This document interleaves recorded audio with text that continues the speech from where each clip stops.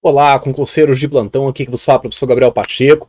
Vamos entrar aqui agora, gente, em um módulo especial, né? Um módulo especial, um módulo adicional, tudo bem? Que eu me propus a fazer para vocês aí, né, de forma aberta, de forma gratuita mesmo, né? Para que nós conseguíssemos o quê? Complementar o conteúdo que já foi trabalhado aqui no nosso curso, ok? Mas que, infelizmente, devido à pandemia, acabou que a prova de vocês não foi realizada, entendeu? Acabou que o pessoal enrolou decorrente, né, a própria pandemia para poder realizar a prova, e acabou que o curso, que no momento específico estava muito bem atualizado, ficou um pouco defasado, né? Então o que eu me propus a fazer, né, nesse momento? A gravar todas as questões, né, que foram lançadas pela banca CESP-Sebrasp após o dia 31 de janeiro, foi isso, né, de 2020, as questões que tiveram provas realmente homologadas, né, de certo ou errado, para que vocês não ficassem aí com conteúdo defasado, não se sentissem aí atrasados, né, inclusive, em relação aos tópicos, as questões que vêm sendo cobradas. Pacheco, fez diferença em relação ao conteúdo que nós estudamos, né, que foi ali, né, naquele momento que eu gravei ali efetivamente o conteúdo aqui nosso de banco de dados e de análise de informação, né, no início de 2020, para o que nós temos atualmente, né, gente, em 2021, no início de 2021, com certeza absoluta, nós tivemos uma mudança considerável do formato que a banca CESP vinha trabalhando o conteúdo, tá? Sebrasp, CESP, Sebrasp, enfim, né? No decorrer de 2020, eles evoluíram bastante a cobrança, principalmente de conteúdos, de tópicos mais técnicos, ok? De ferramentas mais relacionadas e mais direcionadas à parte de Big Data e de Data Mining, ok? Principalmente Big Data e Data Mining, né? Análise exploratória também, eles colocaram algumas coisinhas adicionais ali que não vinha sendo cobrado, né, previamente, mas enfim, eles colocaram, né? O que eu considerei aqui nesse momento, né? Nós tivemos efetivamente o que? Duas provas no decorrer de 2020, que foram provas ali de certo e errado da banca Sebrasp, né? A prova da Cefaz, certinho, Cefaz Alagoas, e a prova do Ministério da Economia, né? Ainda bem que tivemos a prova, inclusive, do Ministério da Economia, para cargo temporário da União, porque eu consegui, gente, gerar aqui um conteúdo muito gostoso mesmo, né? Nós estamos com 44 questões aqui que vão ser resolvidas nesse momento. Claro, como nós já saímos e estamos aqui com o modo complementar ao nosso conteúdo de reta final, como que eu estou trabalhando esse módulo aqui? Somente na resolução mesmo, tá? Então, aquele esquema, vai ter a revisão do conteúdo igual no reta final? Não. Isso aqui vai ser o quê? Exatamente, resolução de questões, resolução de exercícios, tá? É isso que nós vamos trabalhar aqui agora, ok? Claro, comentados dentro do necessário, dentro do possível, mas sem aquela parte de revisão. Por que eu estou avisando isso? Se você está entrando aqui para poder começar a estudar já por esse módulo, entendeu? Sem ter assistido às aulas do módulo de reta final, é fria, não faça isso. Combinado? Pachecão, combinado, né? Então vamos lá para a tela, né? Olha lá. Nosso tópico aqui então a ser trabalhado é o tópico, né, gente, relacionado aqui a banco de dados, né? Nosso conteúdo é de banco de dados, análise de informações. Nosso foco, né, são as questões de 2020 da banca CESP, né, Sebrasp, né? Esse é o nosso foco de ser trabalhado agora, para que vocês fiquem sempre atualizados. E trata-se de um módulo complementar de questões de 2020, né? Site onde as coisas estão acontecendo, www.professorgabrielpacheco.com.br. Se vocês quiserem me seguir, saberem mais aí da minha vida profissional, podem acessar minhas redes sociais, né, gente? Inclusive aqui nesse endereço embaixo, tá vendo? linktr.ee/professor Gabriel Pacheco, ok? Seguindo aqui, nós já temos então a nossa primeira questão do Ministério da Economia, né? Eu separei inclusive as nossas questões em 3 submódulos, né? Parte de conceitos de bancos de dados, a parte de modelagem relacional e a parte ali, né, integral de modelagem dimensional, Business Intelligence e Big Data, ok? Beleza então, Pachecão, vamos lá, ó. A respeito de dados, informação, conhecimento e inteligência, julgue o próximo item. E ele nos apresenta, embora com características particulares, dados não estruturados, então ele está falando de dados não estruturados, podem ser classificados em sua totalidade, assim como os dados estruturados. E aí, galera, certo ou errado? esse item aqui está errado, né, gente? Por quê? Uma das características principais que nós temos dos dados não estruturados é justamente o que? A dificuldade que você tem de ter a sua classificação, de ter a sua indexação, não é mesmo? Tudo isso nós estudamos já, não é, gente? Exatamente. E mais errado ainda é quando ele pega e me compara, né, essa característica do dado não estruturado com dos dados estruturados. Cara, dados estruturados, eles sim, né, são estruturados, possuem uma certa rigidez, não é? Em relação aos atributos, os campos que nós vamos trabalhar, e dali em diante você consegue seguir regras específicas para que as coisas aconteçam. Não estruturados, você não vai ter isso. Combinado? Beleza, então? Beleza, Pachecão, joia, joia, né? Vamos seguindo aqui, porque nós temos mais uma questão aqui, ó, tá vendo? CESP, Sebrasp 2020, Ministério da Economia, Tecnologia da Informação, Ciência de Dados, né, novamente, ok? Inclusive, gente, as questões dessa prova que é de ciência de dados, né, para cientista de dados, né, veio com características bem, vamos colocar assim, bem consideráveis, certo? Em relação à cobrança técnica. Algumas questões eu não coloquei aqui no nosso módulo, aí vocês já vão perguntar, mas por quê? Tá fugindo da questão? Não.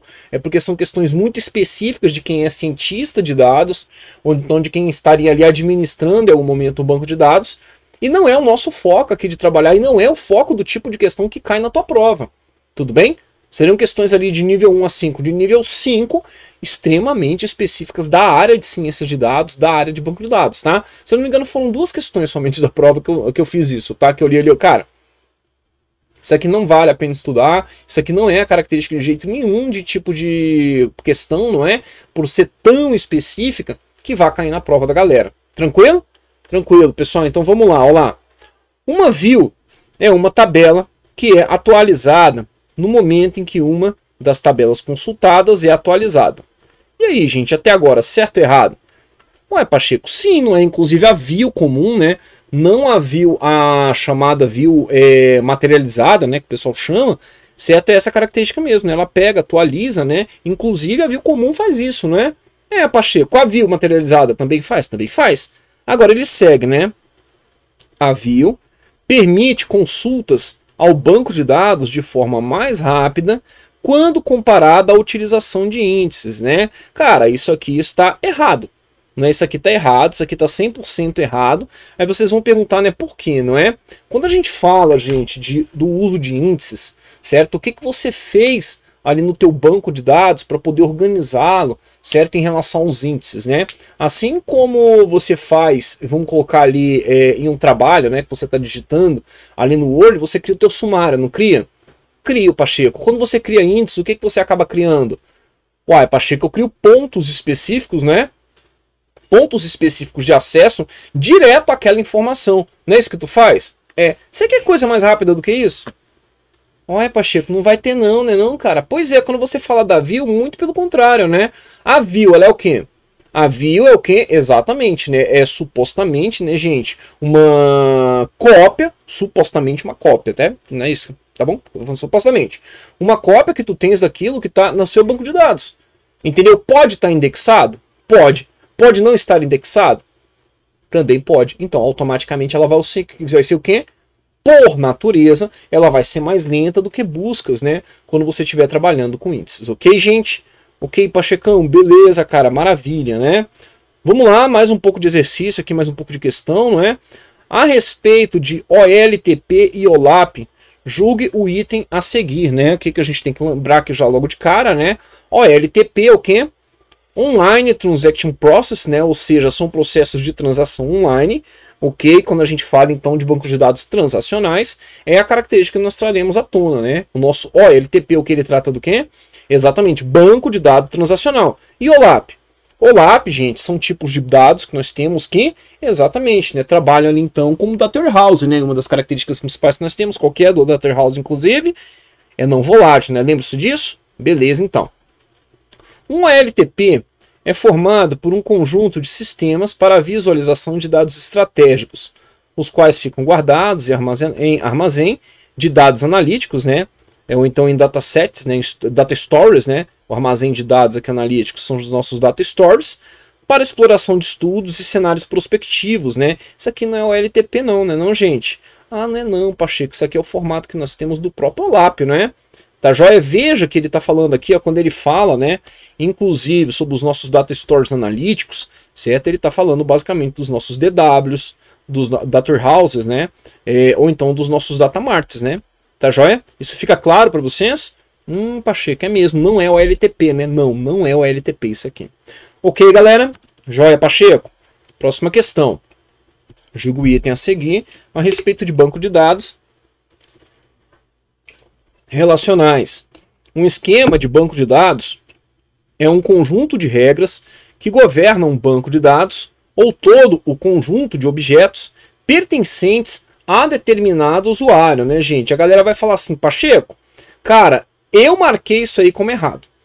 Pois é, né, gente? Você marcou como errado, só que esse item aqui está correto, tudo bem? Esse item está correto, joia? Aí você vai falar assim, mas por que correto, Pacheco? Se um esquema de um banco de dados é um conjunto de quê? É um conjunto de regras que governam o meu banco de dados, né? Ou seja, é justamente o que são as regras que foram utilizadas para que eu criasse meu banco de dados. Isso daqui, Pacheco, depois não tem a ver com a definição de esquema que a gente já estudou, não é? Não tem a ver com a definição, tudo bem? Que nós já trabalhamos, entendeu? Não tem a ver com a definição que é apresentada, inclusive pelo Navat, pelo COD, não é? Não tem, tá bom? Isso aqui é tirado de onde, tá bom? Isso daqui, gente, foi vamos colocar ali, né, uma extração direta que o avaliador fez em relação ao banco de dados Oracle, tá? Quando você fala no seu banco de dados Oracle, num sistema de banco de dados Oracle, no sistema de banco de dados Oracle, o esquema de banco de dados, também conhecido como esquema SQL, tem um sentimento diferenciado. Por quê? Porque um banco de dados pode ter vários esquemas, ou seja, né, cada um contém todos os objetos criados, tudo bem? Olha lá, todos os objetos criados por um usuário de um banco de dados específico. Estes objetos podem incluir tabelas, exibições, sinônimos e muito mais, né? Alguns objetos não podem ser incluídos no esquema, como usuários, contextos e funções e objetos de diretório. Então, Pacheco, tu está me falando que um esquema para um sistema de banco de dados Oracle, entendeu? Ele tem então essa característica de ter o quê? Exatamente, todo o conjunto de objetos pertencentes a determinado usuário, foi daí que eles tiraram, ok, gente? Anota isso aí, tá? Questão de número 5, né? Olha lá, falando sobre índices secundários, né? Ou seja, vocês viram que já foram duas questões que eles trabalharam com índices, né? Automaticamente nós precisaremos, né, dar uma calibrada bacana aí no conteúdo sobre índices, pois não era um conteúdo que eles cobravam anteriormente, tá? Vamos lá então. Julgo o item a seguir a respeito de banco de dados relacionais.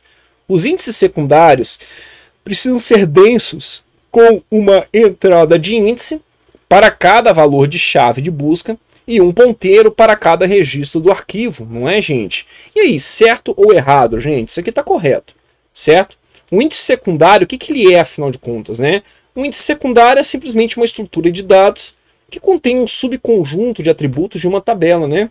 Juntamente com uma chave alternativa para dar suporte às operações de busca que você tem ali na sua base de dados. Ok, gente?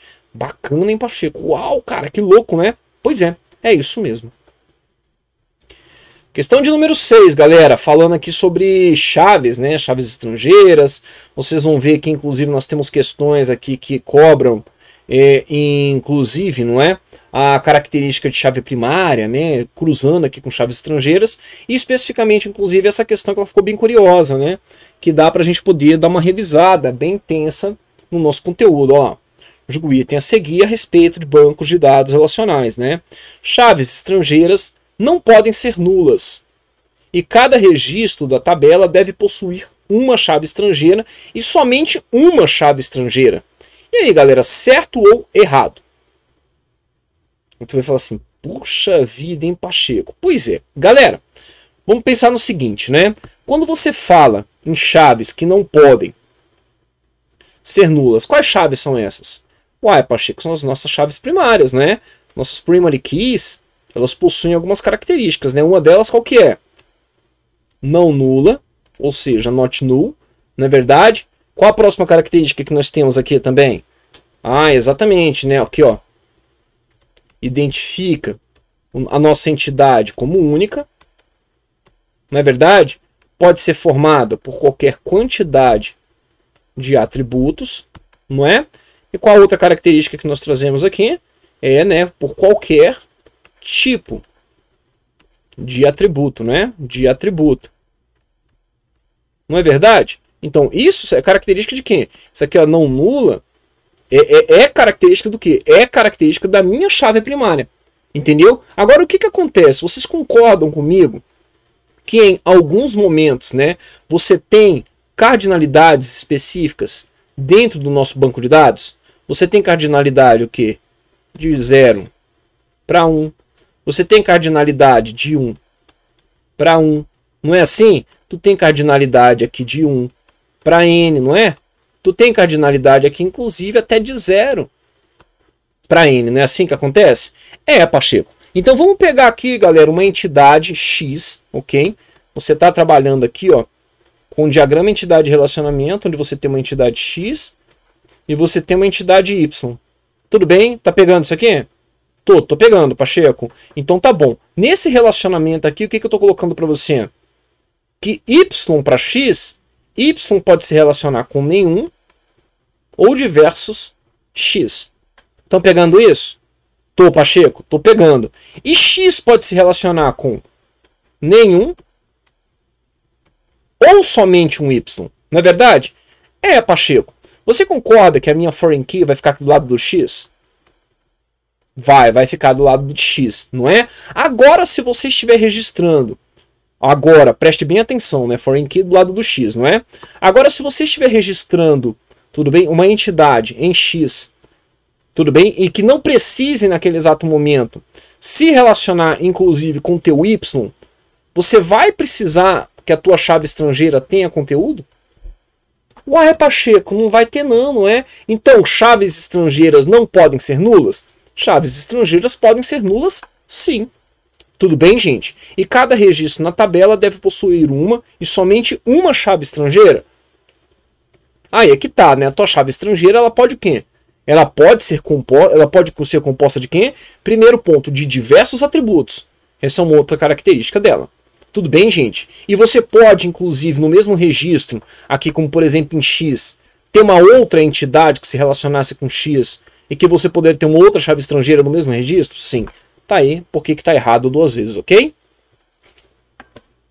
Olha lá, gente, agora falando sobre tipos de dados, né? Bem bacana mesmo aqui esse tipo de questão, não é? Julgo o item a seguir a respeito de bancos de dados relacionais. Ainda não é efetivamente banco de dados relacionais, tá bom? Isso aqui é a parte conceitual, realmente, ok? Então a gente vai trabalhá-la como parte conceitual, ok? Isso aqui ainda não é efetivamente banco de dados relacionais. Em um sistema de banco de dados relacional, o dado do tipo char ou caractere, não é? É usado para armazenar um conjunto de caracteres de tamanho variável, ocupando o tamanho da cadeia de caracteres do texto armazenado. Né? Isso aqui está errado, né, gente? Dentre os diversos tipos de dados que nós temos em um banco de dados, nós temos o char e o varchar, não é? Quando você fala em char, o char, se você declara ele com 30, ele tem um valor fixo de 30. Não é? Quando você fala do varchar, não. Você declara ele como 30, então você tem o que com o varchar? Com o varchar você tem até 30 caracteres para poder ocupar aquilo ali, entendeu? Onde ele vai trabalhar com o quê? Vai ocupar somente o tamanho da cadeia de caracteres do texto armazenado, tudo bem? Isso aqui seria a característica do nosso varchar, não do char. Julgo o item a seguir a respeito de bancos de dados, né? Relacionais, né? A restrição de integridade referencial exige que os valores que aparecem nos atributos... Tá, agora realmente a gente está falando de banco de dados relacionais, então eu paro aqui agora, né, para poder ficar uma divisão legal, bem estruturadinha, né? Então temos uma aula inicial com a parte conceitual de banco de dados, joinha, e eu já entro na próxima aqui trabalhando com o quê? Com bancos de dados relacionais, e depois parto para a parte de Business Intelligence, Big Data e modelagem dimensional, ok? Galerinha, o professor vai ficando por aqui, aquele grande abraço, hein? Tchau!